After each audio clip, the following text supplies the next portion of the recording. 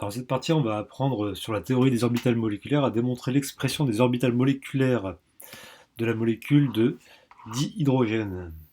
Donc c'est pour voir d'où vient en fait l'expression quand on fait un diagramme d'orbital moléculaire à partir d'orbital atomique, d'éléments simples comme l'hydrogène et l'hydrogène, d'où vient cette notion de fonction d'onde liante et antiliante plus haute en énergie finalement. Donc pour ça, on va exprimer les fonctions d'onde et les représenter dans Python pour voir un peu ce qui se passe dans la réalité.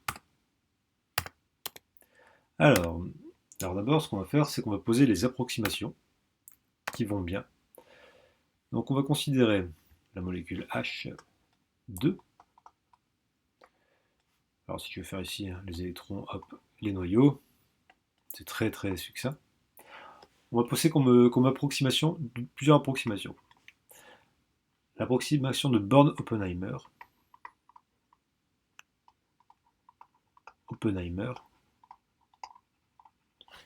Qui dit que dans notre démonstration, pour simplifier les choses, les noyaux sont fixes.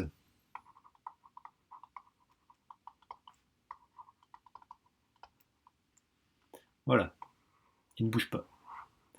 Et deuxième approximation, ça s'appelle l'approximation monoélectronique.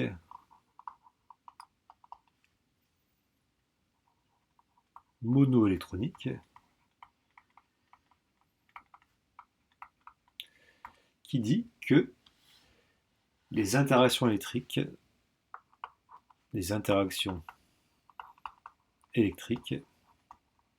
sont remplacées par des champs moyens. On moyenne tout ça.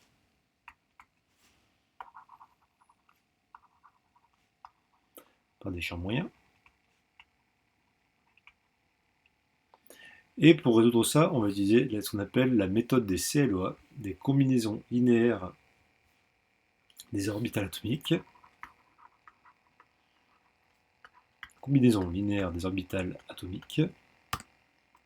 La méthode CLOA, qui nous dit que la fonction d'onde de deux orbitales atomiques, donc la fonction d'onde moléculaire de deux orbitales atomiques, est égale à la somme des combinaisons linéaires, ça vient de l'équation de Schrödinger, pondérée par des coefficients, des fonctions d'onde atomiques des différents éléments, s'il y a P éléments dans ma somme. Donc ça veut dire quoi pour simplifier? Ça veut dire que pour deux orbitales atomiques,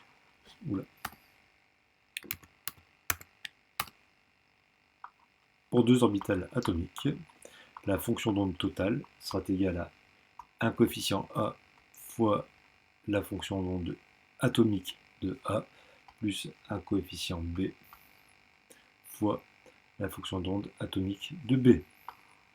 Combinaison linéaire. Directement, on va continuer sur nos simplifications. Ici, on utilise la molécule de H2, donc les fonctions d'onde sont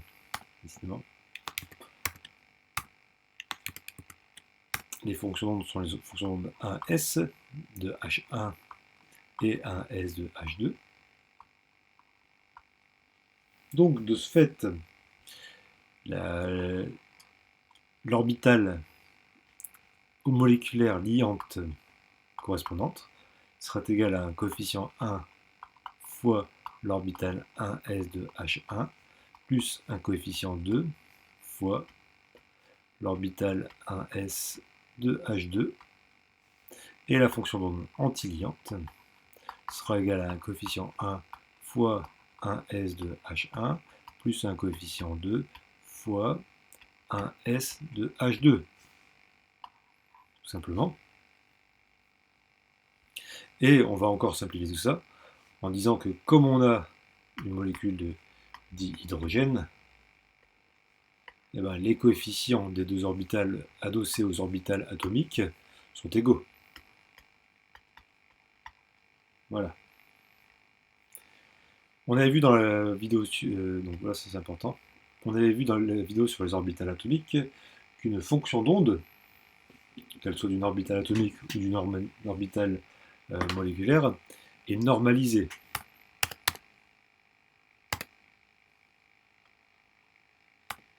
Ça saoule ça. Une fonction d'onde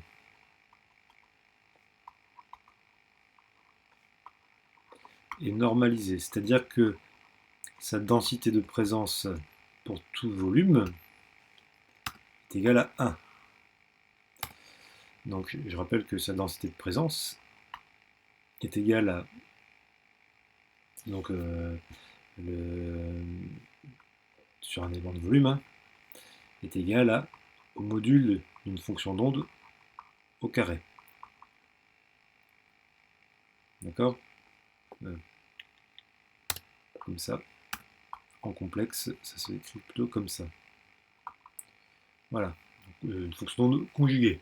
Ou alors une fonction d'onde comme ça. Et tout ça, c'est égal à 1. D'accord Sur un élément de volume.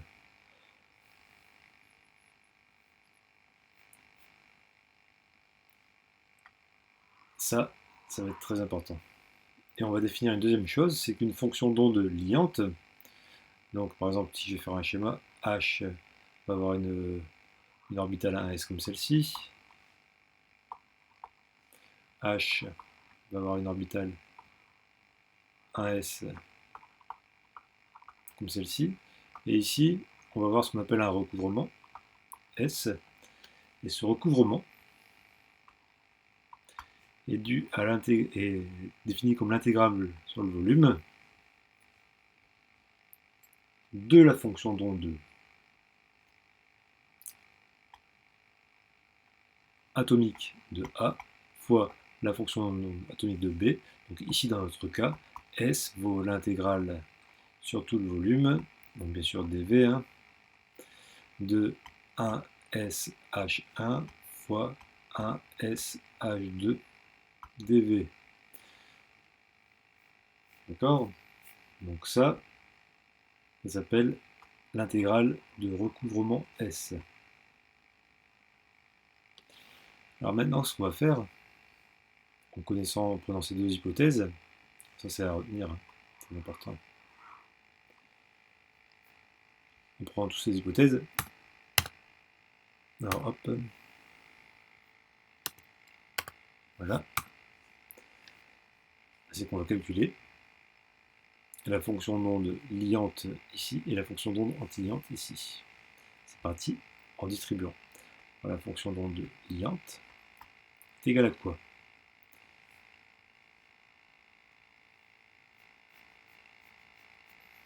C'est égal à C1 fois 1S1 plus C2 fois 1S2. Or C1 égale C2 égale C. Donc on va marquer C facteur de 1SH1 plus 1SH2. On va travailler de concert avec l'antiliante. L'antiliante est égale de ce fait à C fois 1SH1 moins 1SH2. Mais le problème, c'est qu'on se demande qu'est-ce que c'est que ce C. On va essayer d'exprimer avec les données réelles. On va continuer en passant cette fois-ci à la fonction d'onde au carré, donc c'est-à-dire la probabilité de présence hein, finalement des électrons dans une orbitale moléculaire. Donc là, on va faire la fonction d'onde au carré. Et je rappelle que cette fonction d'onde au carré sur tout un élément de volume est normalisée à 1, ce qui veut dire qu'on aura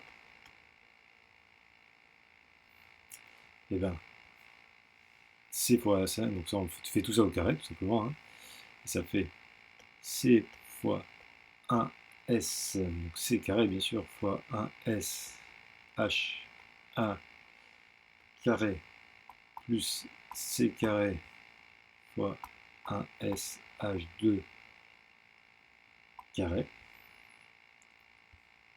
plus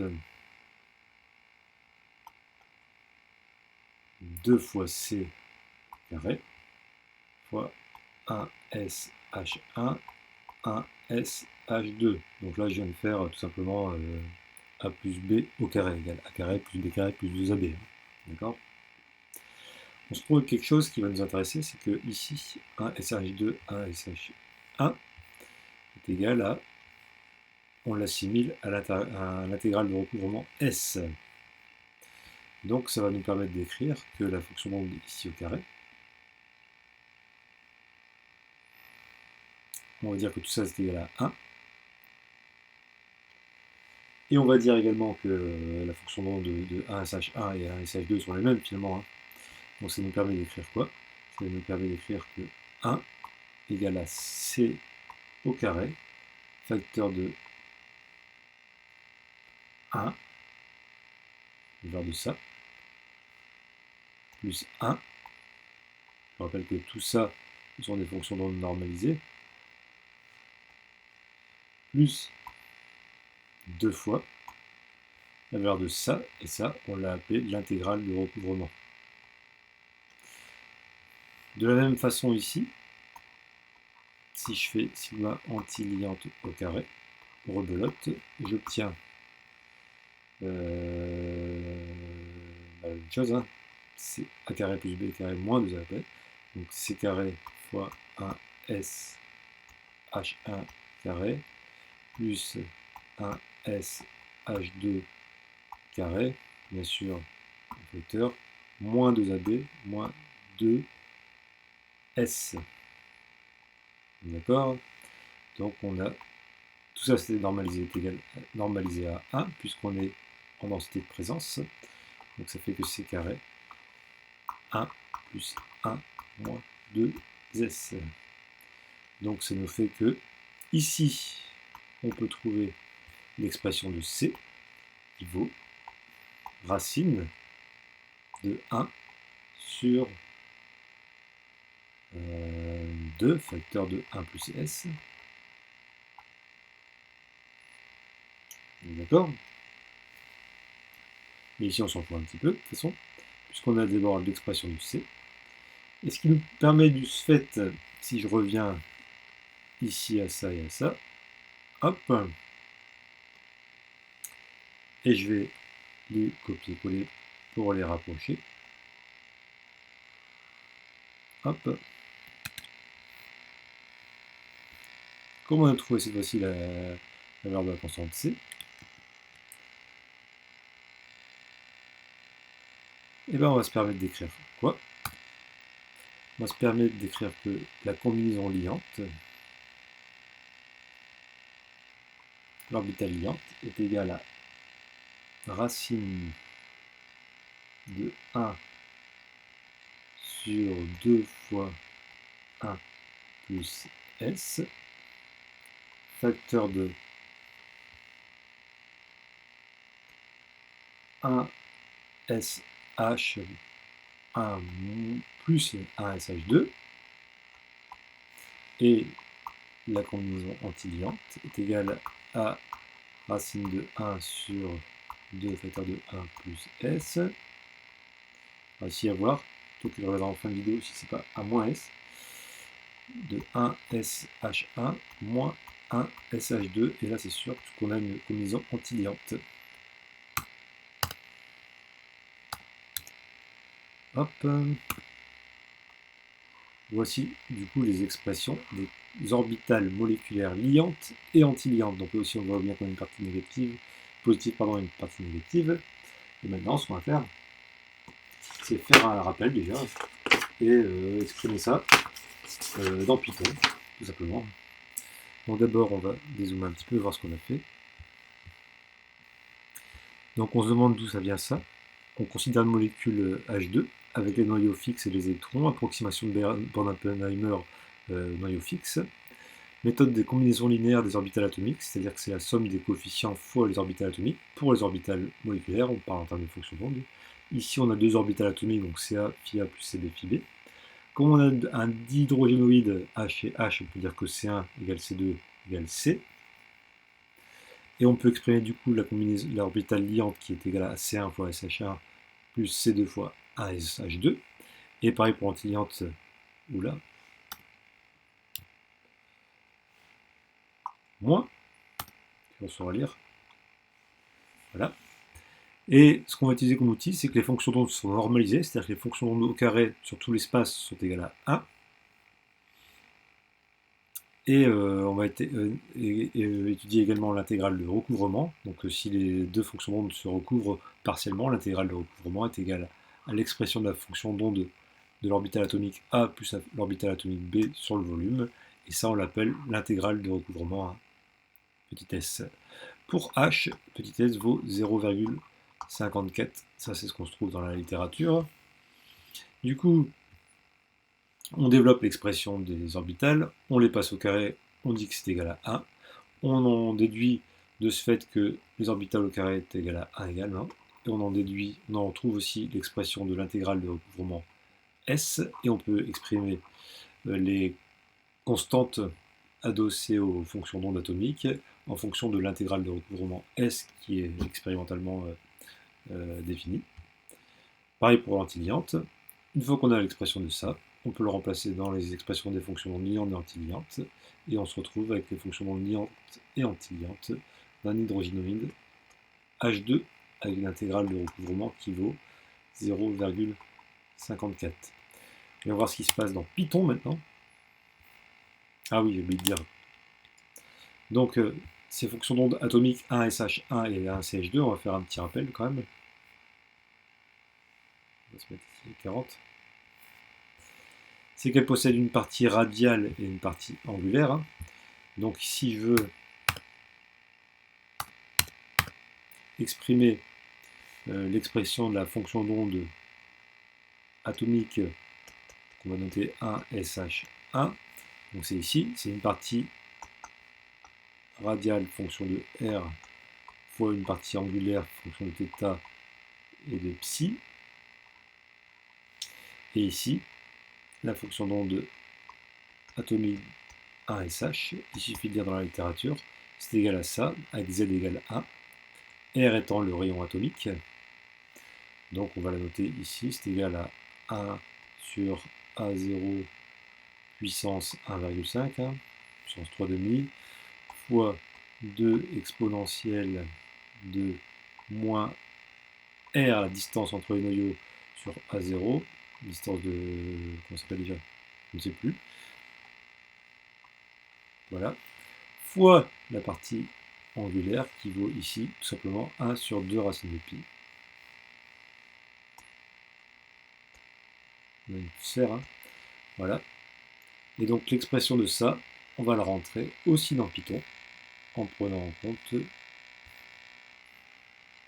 ces expressions-là. Et on va voir ce qui se passe. Donc c'est parti, allons voir ce qui se passe dans Python. Oula. Donc on définit d'abord l'intégrale de recouvrement qui vaut 0,54, la distance A qui vaut 59,9 10-12, et L 1,06 10-10, ça c'est la longueur de liaison. On définit les orbitales S1 et S2 qui sont les mêmes. Hein. Donc S1 c'est 1 sur A puissance 1,5 fois exponentielle de ce qu'on a dit tout à l'heure, Z moins L sur 2. Donc Z moins L. Z c'est la distance.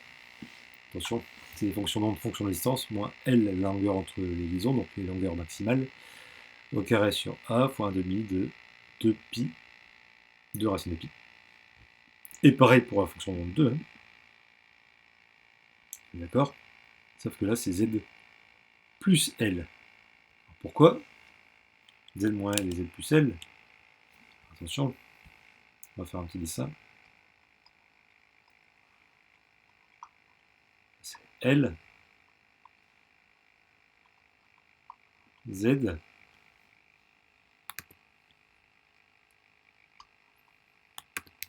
je vais m'embrouiller. Enfin, bref, ça c'est la longueur de liaison.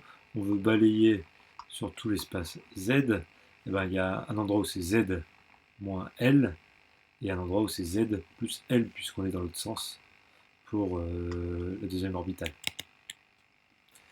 Donc Z plus L, ici, voilà. On va échantillonner Z sur l'axe en 10-12 en 10-12 avec 100 points. Et on va tracer une antiliante qui est égale à 1 sur racine de 2 fois A moins S, c'est ce qu'on avait vu tout à l'heure, fois Z1 moins S2, ça c'est l'antiliante. Et pour la liante, Z1 plus S2. Donc là, j'ai l'expression en fonction de l'intégrale de recouvrement. Là, j'ai l'expression des deux fonctions d'onde qui diffèrent légèrement, attention, hein.